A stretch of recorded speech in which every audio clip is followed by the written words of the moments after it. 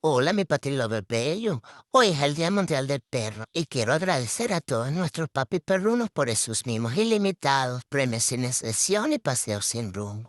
Gracias por querernos tanto, por hablarnos como bebé y por aguantarnos toda nuestra travesura.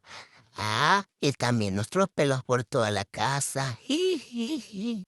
Hoy pido de todo corazón que todos los perritos del mundo tengan una personista que los abrace, los cuide y les hable bonito, que los quiera como un miembro más de su familia, porque todos merecemos una vida con caricias, respetos y amor sincero, un platico lleno, una camita tibia y un te quiero cada día.